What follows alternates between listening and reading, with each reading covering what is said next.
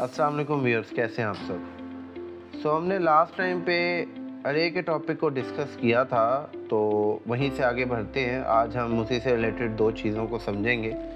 एक तो declaration of N अरे और एक डेफिनेशन ऑफ एन अरे। दोनों प्रोसेसेस हैं। आई होप सो ये एक अच्छा टॉपिक होगा आपको समझाने के लिए। व्यूअर्स, ज़रूर कहूँगा वीडियो शुरू करने से पहले चैनल को लाजमी सब्सक्राइब कर लें, बेल बटन पे क्लिक कर लें ताकि नए आने वाली वीडियोस का आपको बर वक्त पता चल सके। वीडियो को मुकम्मल देखिएगा।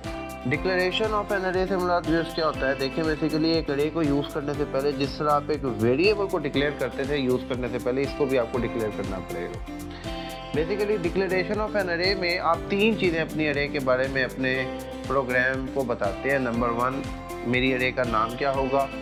नंबर 2, मेरी इस अरे के अंदर कितने वेरिएबल्स होंगे, या जिसे मैं डायमेंशंस भी कह सकता हूँ। और तीसरा, मेरे इस अरे की डाटा टाइप क्या होगी, या मेरे इस अरे के अंदर जितने भी वेरिएबल्स हैं उनकी डाटा टाइप क्या होगी। बेसिकली इसका सिंटैक्स क्या है अरे को डिक्लेयर करने का, कि सबसे पहले आप डाटा टाइप लिखेंगे, उसके बाद आप अरे का नाम लिखेंगे, ठीक है, और फिर आप साइज ऑफ अरे पैरेंथेसिस के अंदर लिखेंगे। डाटा टाइप कोई भी प्रिमिटिव डाटा टाइप हो सकती है या प्री डिफाइंड, जैसे कि इंट, CHR, फ्लोट एक्सेट्रा।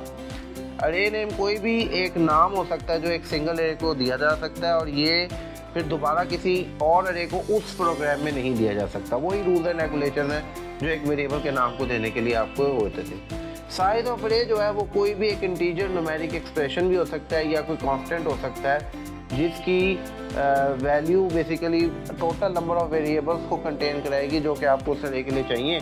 और ये ज़्यादा तौर पे एक से ज़्यादा होंगे, क्योंकि एक तो अरे होती नहीं है, वो तो फिर आपका वेरिएबल ही होता है बेसिकली ना, ठीक है।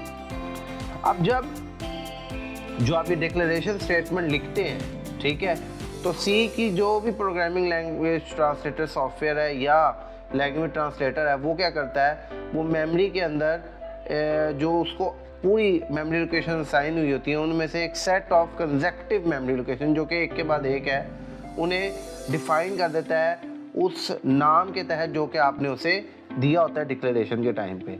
लेकिन तमाम अरे के जो वेरिएबल्स हैं उन्हें एक नंबर दे दिया जाता है जिसे हम कहते हैं इंडेक्स या पॉइंटर, और वो नाम जो अरे का होता है उसके बाद एक सेट ऑफ पैरेंथेसिस के अंदर लिख दिया जाता है, ठीक है। अब होता ये है कि इसे हम डेफिनेशन ऑफ एन अरे भी कहते हैं कि अरे जो है वो मेमोरी के अंदर प्रोड्यूस हो गई। होता ये है कि जो अरे का सबसे पहला वेरिएबल होता है उसे 0 इंडेक्स दिया जाता है। इस तरह नेक्स्ट वेरिएबल को 1, उससे नेक्स्ट को 2, उससे नेक्स्ट को 3 एंड सो ऑन। ये चलता रहता है जब तक आपका आखिरी वेरिएबल प्रोड्यूस नहीं हो जाता, जिसको ज़्यादा तौर पे साइज ऑफ अरे -1 मिलता है। मोर एग्जांपल, मैंने मिसाल देता हूँ। मैंने एक अरे डिक्लेयर की जिसकी कैरेक्टर डाटा टाइप थी, नाम था BGH, मैंने लिखा CHR BGH8।